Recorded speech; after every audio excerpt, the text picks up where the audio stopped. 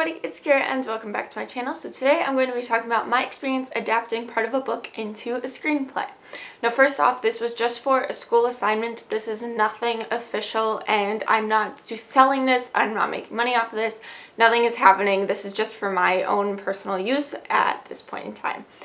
I just turned it in for a school assignment, so this is not an official anything. But I was given the chance to adapt part of An Ember in the Ashes by Sabaa Tahir into a screenplay format for my final in my screenwriting class. So I'm gonna kind of walk you through some of the process of how I was able to do that and yeah, just my experience doing it. If you have any questions, please leave them in the comments, or if you want me to make a more in-depth video, I can totally do that too. There definitely will be spoilers in this video for An Ember in the Ashes, so if you are planning on reading this book, maybe don't watch this video because I don't want to spoil anything for you. So to start off, I had to choose what scene I wanted to adapt, and I ended up going with just the beginning part from Laya's point of view. I was bouncing back and forth between the Moon Festival scene and the beginning, but I decided ultimately on the beginning because Moon Festival just had a lot of moving parts within it and I didn't trust my abilities that much. And I figured it's easier to just start from the beginning and just write the beginning of a movie. So that's what I ended up going with. So what I ended up writing is about the first 1.5 chapters of Laya. It goes up until page 19 in my copy, skipping over Elias's first chapter in here as well. So yeah, it's about the first chapter and a half, which ends up being up until Laya runs away from the house, and so the marshals have Darren and they've killed Nan and Pop, and then Laya runs away. And that's where I decided to end my scene. So it's everything from the beginning up until that. So the biggest thing to remember when writing a screenplay is that it follows like a good story structure. So I'll put the graphic up that I had in my class. Sorry it's blurry, but like that's how I had the graphic too. So it's really just following the 6 stages of plot structure, which is setup, new situation, progress, complications, and higher stakes, final push, and aftermath, which is kind of, if you remember from English class, the whole like rising and falling action and the climax of the action, and then you have like the falling action. So it's basically that kind of thing, but you want to make sure that you have all of those within your piece, which is another reason I decided to do the beginning as opposed to the Moon Festival scene, is I couldn't quite figure out how the whole story structure really fit within the Moon Festival scene, especially because I was trying to figure out if I could focus on the entire scene, which is like 3 chapters, or if I wanted to just do like the ending, which is like the last chapter of that part. It was just a whole lot to try and figure out, so I decided to just make it easier on myself and choose the beginning. Alright, so now let's talk about actually writing the screenplay. I do actually have a printed version of my screenplay, but I'll also be putting parts of it on the screen for you to see as well.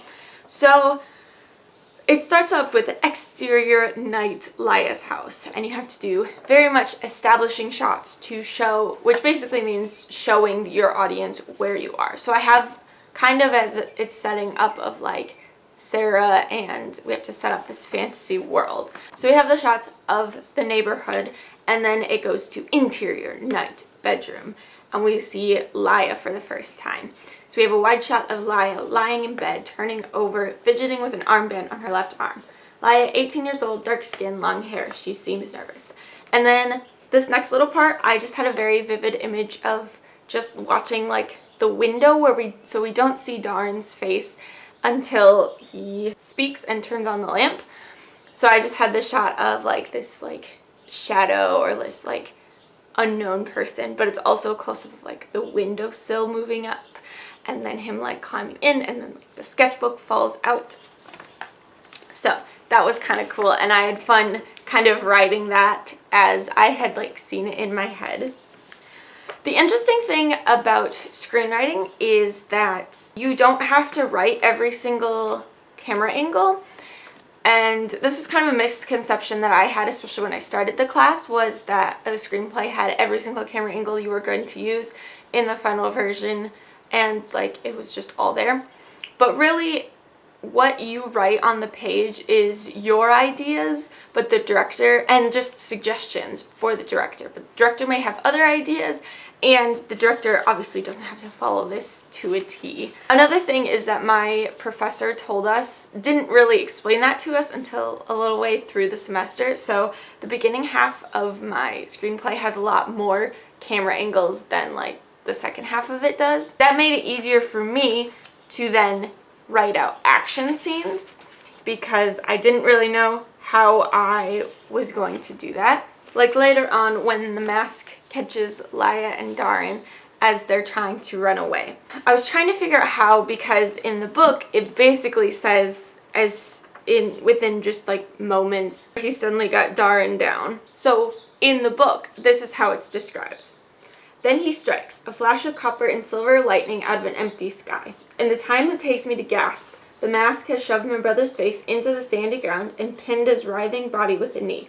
Nan's knife falls to the dirt.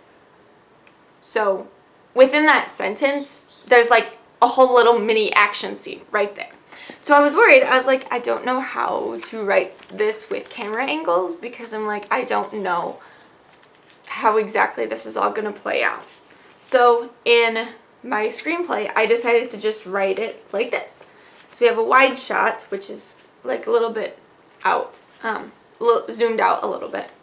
So we have wide shot showing the three standing off for a silent, tense moment, then quick action shots that ends with Darren on the ground, the mask pressing his knee into Darren's stomach. Darren's knife sticks out of the ground next to him. It's over as soon as it began, and Laya lets out a scream. The cool thing about writing a screenplay is that you have these like action parts within, I can't think of the term, what it's called, but you are basically just like describing what's happening instead of trying to write out like, first there's a wide shot where they do this, and then we do a close-up of his fist, and then we do like a cowboy shot of the mask standing over him, and then we do this, and then we do this. Like, you can make it very succinct. That's what you really want in the screenplay, is for it to be succinct. For example, this takes place in the later part of the script. This just shows a little bit of action when there's not like a whole big action scene happening. This is in the middle of a scene. You'll notice I don't have any camera angles. It's just here's what happens, and then here's what happens. Instead of doing it camera angle by camera angle, it's a little bit more succinct this way. Especially for the first draft of the script, you really just need the important things, which in this case is the action, not, okay, what camera angle am I going to put here? The last thing I'm going to talk about as far as adapting something and making it into a movie or an adaptation versus a book is how you get information across. In a book, it's very easy for a character to think about how their world is and therefore create the world building, whether it's in our world or not. Obviously in fantasy worlds you have a lot more world building that needs to happen because you're creating this whole other world, but still, even in contemporary novels or historical fiction novels, you have to kind of set the scene and set the stage of like who this person is and what their family is like and their relationships to other people and how they are as a person. And so in a book, it's very easy to do that just as part of the novelization and part of like a character's thoughts. So I'll give you an example here. So this is on pages like 4 and 5, so it's right in the beginning here. So Laya asks if Darren is working for the Empire or the Marshals. This is just part of the book where it says, if he hoarded grain or sold books or taught children to read, I'd understand. I'd be proud of him for doing the things I'm not brave enough to do. The Empire raids, jails, and kills for such crimes, but teaching a 6-year-old to write letters isn't evil, not in the minds of my people, the scholar people. But what Darren has done is sick. It's a betrayal. The Empire killed our parents, I whisper, our sister. I want to shout at him, but I choke on the words. The Marshals conquered scholar lands 500 years ago, and since then they've done nothing but oppress and enslave us. Once the Scholar Empire was home to the finest universities and libraries in the world. Now most of our people can't tell a school from the armory. You already have a bit of world building, both with relationships and with the world in general. You have Laya's people, the scholar people have been oppressed and enslaved. But the thing is, in a movie adaptation or a TV show adaptation, you have to change how you're going to give your audience that information. So the way that I decided to do it, and a way a lot of people end up doing it, is through dialogue. So I have Darren telling Laya, like, no, you can't tell anyone else, not just for you, there are other lives at risk here. And then Laia says, what other lives? You mean the martial soldiers you're working with? Learning how to make ceramic steel when that's the one thing they have over the scholars. You know those blades are unbreakable and our people don't know how to make them. Most don't even know how to read. So there, I'm giving you information. Yes, both of these characters already know it, but for us as the audience, we need them to verbalize it so that we as the audience know something about the world that they're living in. So this already tells us the marshals have blades that are superior. The scholars, Laia's people, don't know how to read even. Like, you can tell they've been oppressed. And then I have the next part, the next line of dialogue is also Laia's, and she says, they killed our parents, our sister, and you want to help the people who keep our people oppressed, enslaved, terrified? So again, driving that point home of like, we are not free right now. And also, like, this is the seriousness of what Darren is doing in making weapons for the marshals. At least that's what Laia thinks, obviously. But it also gives you something about their relationship with their family and what their family situation is. So we have Laia, who's this brother and sister duo. But then you know that, like, their parents and their sister have been killed by this oppressive, overruling state.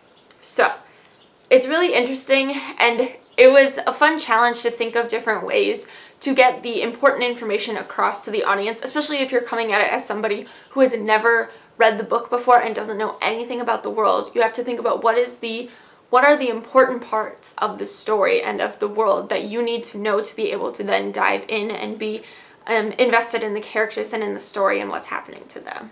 And then here's one tip that I learned and thought was actually kind of cool. If you don't know if something sounds good or not, or just if you think you're done writing your screenplay, have someone else read it aloud. We did this as our final project for our screenwriting class. We had basically a table read, which is where you read through the script. And so whoever wrote it was not allowed to read. We were supposed to sit and listen, and we cast our classmates as the different characters and a narrator. And let me just say, it was one of the coolest things I'd ever done. Now, it was weird because in my screenwriting class, it was very small, first of all, but second of all, I was the only one there who was not an actor. Everybody else in my class was a theater major, and I was an English major, so it made it really interesting to kind of come at it from a little bit of a different experience, but also it meant that when my classmates were reading our scripts, it meant they like got in character, and it was the coolest thing to witness. So, for example, the girl who I cast as Laia did a really good job of like being very timid and scared, and like all of her lines were like very, like her voice was shaking in parts of it, you know.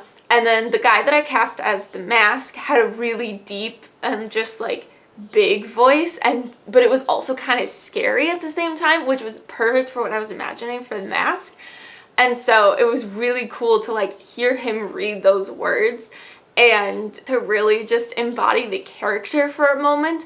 And it was really cool, and it also helped me because when you have something read aloud, like something might sound good in your head, when you read it aloud, you can see how something might not flow in the same way as it does in your head, and there might be some awkward wording here and there, which was another thing that I noticed when we had like rehearsals, or we did some just in-class readings of like, here's what we've written so far kind of things.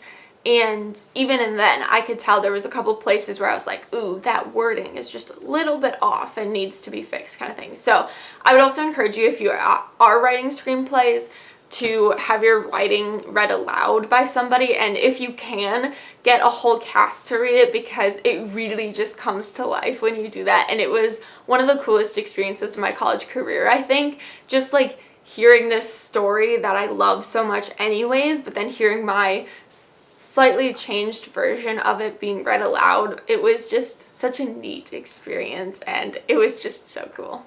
So yeah, that's all I have for this video. Thank you guys so much for watching. I hope you enjoyed. If you have any questions, again, please let me know. I'd love to talk about this. Again, I'm not an expert by any means. This was just one class that I took, but I wanted to share my experience in adapting a book that I love so much. And yeah, it was just a really fun and cool experience for me to have. So yeah, if you want to follow me on social media, all my links will be in the description as always. Thanks again for watching, and I'll see you next time. Bye!